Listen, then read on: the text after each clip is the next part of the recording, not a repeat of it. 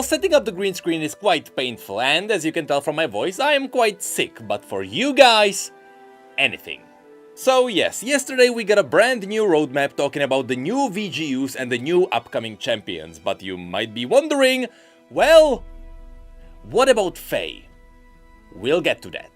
Before that, there are some other things to mention, so without further ado, let's get on it. First, we need to mention one thing, and that's that last time Riot said that throughout 2021 they wanna have one champion in each role. Well, that's not really going to happen. The exception to this goal were supposed to be two mid laners, Vex and Akshan. However, now it is confirmed that the AD carry will be delayed. Which is not the end of the world, because Akshan semi-fits that role anyway. Anyway, because that champion was moved to early 2022, that means that only a few patches after them, we will also get a new support. More on them in just a moment.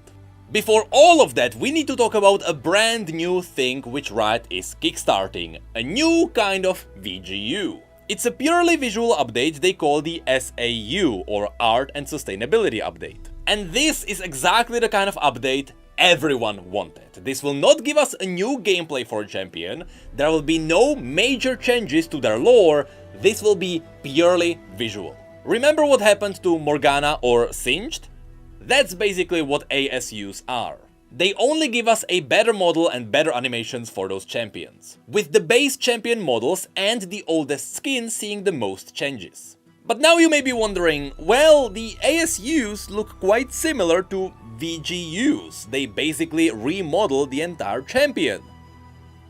And you are right. The only real difference between a VGU and ASU is that there are no gameplay changes and the lore is intact. What may happen is that the champions may borrow their updated animations from some of their legendary skins. Some of you may remember how in TFT we saw the new Caitlyn. Well, if you pay attention to the shooting animation, you may notice that that is actually her pulse fire shooting animation. It's an animation that was specifically modeled for her legendary skin. But because it is such a good animation, they can reuse it for the visual upgrade.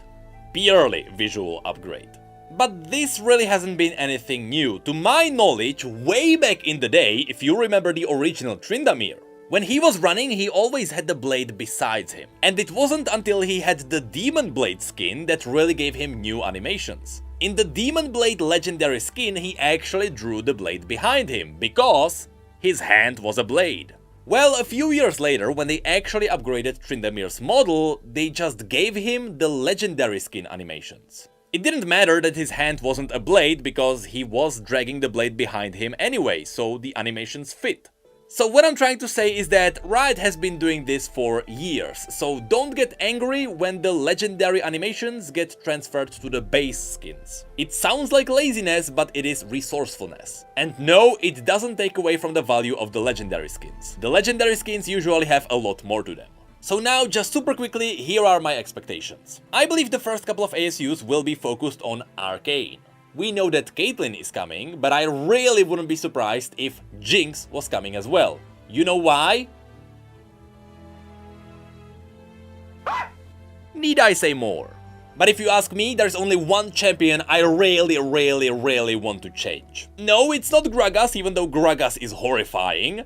It's Cho'Gath. Cho'Gath is arguably the oldest model in the game. This is the same model that was in the beta version. Every single other champion was changed already. Cho'Gath is the exact freaking same. Lastly, you may remember that Riot said that we will see less VGUs in the upcoming year. I guess that's the case because ASUs will be there instead. I always thought the problem of VGUs was that it took a lot of resources to give them entire new models for the skins, but the pure visual upgrades are doing the exact same thing, so I guess resources weren't the problem after all. Anyway, enough about ASUs, let's now move on to the next champion. The title is Ride the Lightning, and remember that in these posts they usually reveal who the champions are and what they are doing through puns. If you go back to the original Vex teasers in the roadmaps, yeah, they revealed the entire Vex. The title was Vexing. So when we have a look at this, just know that every single pun is related to the abilities of that champion. Obviously, it starts with a lot of puns about electricity and charging up. So we can assume that something will happen, the champions will get some kind of a charge, and then they discharge. But the main thing here is that Riot wants to reinvent the way auto attacks works for this champion, similarly to how it works for Graves, Xayah or Jhin. And this is the most important part, they want to give this marksman a shooter game feeling. And here's the thing about that. A few years back, I had this idea for a champion.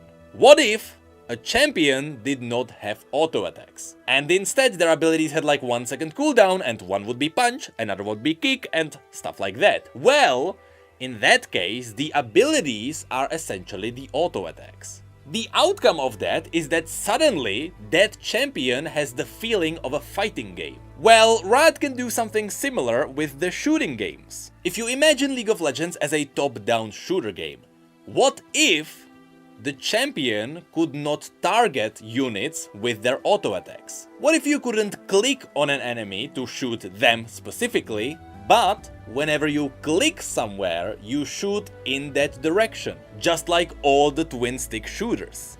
This way you achieve the shooter game feeling. But here's an issue. How would that work technologically in the game? You can't right-click to shoot, because right-clicking is what moves the champion. You could theoretically left-click, but control-wise that would be far too different from any other champion. I don't think Riot can do that. However, when you press ability and then you left-click somewhere, that's how you cast it. So what Riot can do with this champion is that they power up somehow, you get a charge of your machine gun ability, and after you use it, for the next 12 seconds, you move with your right click and you shoot wherever you point with your left click. That way it still feels like you are casting an ability, not too different from any other champion, but you achieve the twin stick shooter style. This may sound crazy, but I really believe that's what Riot is going for. I think that's what they wanna do. And if you think that this is too far-fetched, they did that. So yeah, expect something crazy happening with the auto attacks of the upcoming champion. Now, when it comes to the visuals of this champion, we got these blueprints. These basically show us the machine gun which they will be holding. On the left we can see some electric circuits as well as schematics for the charging up. But more importantly, there is what seems to be Blitzcrank's head. The one big eye and one small eye are kinda giveaway. But there is another one besides him. Now, these golems do appear every now and then throughout Zone, but Blitzcrank specifically was created by Victor, and he was the only one. So I really don't think that's actually Blitzcrank. It could, however, be some kind of another android, just like the little drawing next to that. What you can see here is a little chibi robo. I wouldn't be surprised if this was actually the champion, but it's more likely gonna be some kind of a companion or something in the story. Regardless, I still absolutely believe that this champion is gonna be one of the hoverboard kids from Arcane. And that's because the post mentions one more thing. This champion is supposed to be constantly on move, which really seems to be suggesting that they would be riding the hoverboard. Also, the title, Ride the Lightning. What I'm trying to say is that it is still highly likely possible that this is the next champion. Although, it will most likely not be Faye. I am pretty sure Faye would not have a machine gun. It was such a good try. Lastly, in the background behind the blueprints, you can actually see some newspapers, as well as some really artsy woman. But I do believe that's just a stock image. But so far, that seems to be it for the next champion, so now let's move on to the champion after that. The title of this one is Cash Rules Everything. If you combine this with the fact that just like in 2021 every new champion was related to Viego and the Shadow Isles, in 2022 every single champion is supposed to be related to Arcane and Piltover and Zone, the title pretty much reveals that we are going to talk about a Cam Baron. And once again, pay attention to the puns. They mention that everything can be bought with cash. Now, since this champion is supposed to be a support, just like someone like Pyke, they will have some kind of mechanic that will generate them more money. This is going to combat the fact that usually supports feel weak. Not if they have money. After that, they mention that they take the technology they want and they discard it when they don't need it anymore. This makes me believe that there will be some kind of a swapping. And I wonder if perhaps they will be able to swap summoner spells? Or, better yet, what if they could freely sell items and then buy something else for them? That's what would make sense regarding to the taking technology and then discarding it. What if early on the support could build damage, but then they can sell it and for the late game buy tankiness? It sounds really broken, and that's because it probably would be, because you could buy assassin items early on and then sell it for something like Infinity Edge. But if you tune the champion themselves down, it can be easily balanced. Well, easily. So that wouldn't be out of question. Then they mentioned that they have the ability to turn friends against each other. This pretty much means that there will be some kind of a mind control ability, or, even cooler, what if that champion can activate friendly fire? What if they have some ability, which if they use on the enemy, they can be damaged by their allies? This would be awful because it would open up an insane amount of griefing. Far worse than Bard or Anivia. But what if the allies couldn't target them, but they would still take damage from friendly AoE effects? One look at Fiddlesticks and you know exactly what I'm talking about. That would be a really cool way of playing the kind of mind games. But then there is a quote, "Watch them kill the very ones they swore to protect." This is pretty much aimed at the supports, because the supports are sworn to protect the AD carries. Of course, this champion is a support. There is also a quote talking about them manipulating people with charisma. And lastly, they mention that the enemy can be saved if they fulfill your wishes. So, what if the friendly fire is actually a thing, and what if the new champion can put bounties on their own allies? Now that would be probably far-fetched. But this is the way in which I would think when designing this kind of champion. They are supposed to be someone really rich who can pay people to maybe fight for them? Or at the very least, they are forcing into fighting for them. And if they do well, they are allowed to live. I don't think we are talking about something like the old Mordekaiser's Ultimate, where they essentially enslaved their ghosts, because we are in Zone. I don't think any soul magic will make sense here. But yeah, based on the description, we can expect something broken regardless. Now, when it comes to the visuals, Corina Veraza would really fit, wouldn't she? The flowery edges would really fit, and if you look in the middle, that really resembles the twin medical serpents. That's the symbol you can usually see in hospitals. So we are talking about someone highly scientifically based. Now, if it is not going to be Corina Veraza, which it will be cool if it was, Silco is totally not out of question, though it is lacking the purplish colors. But if it's not him either, we are just going to be looking at some kind of new Cam Baron. I say new, but we haven't seen Cam Baron in a champion form just yet. And they are gonna be Zonite, because if you look at the bottom, that seems to be Zonite writing. It is quite close to Singed's handwriting. But that is it for the new champion as well, so now let's finally move on to Udyr's VGU. So apparently people really like the antlers, so Riot doubled down on them. The reason being is that it really separates his silhouette and his readability, so the antlers will stay. They even gave us a couple of new models, and for me personally, E is the easy choice. These look by far the best, but Riot liked B the most. And so they based the antlers on that, which means that we got something closer to a moose. I'm fine with that because it still looks shamanistic, and that's all that really matters. In this image they also showed us the tattoos, which we have seen before, and I have to confess, I was really hoping that we would see the saber tooth, but nope, that is probably the bear. It was a really obvious one, but story-wise, Udyr really doesn't like the bear. He knows that the bear can easily break his mind, and so I was hoping that he wouldn't be using the bear stance. But these days the bear stance is just so iconic for him that of course they had to use it. I have to admit, in the tattoo it looks kinda like a tiger or a saber tooth. In the tattoo on his body it actually looks like a bear. So yes, I'm sorry, I was wrong, it is a bear.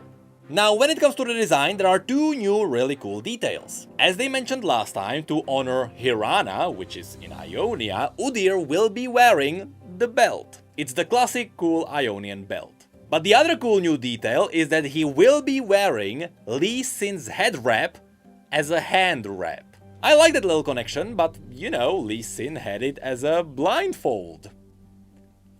He still kinda has it. Also, it is orange. I wonder if that means anything. And this takes us to the last image. Of course, here we can see the first concepts of the different stances. And, of course, there is the bear. And then there is the ram. You know, the fiery forge ram based on Ornn. Then there is the cryo phoenix. At least I believe that is the cryo phoenix. Maybe it is because it has the bird-like claws.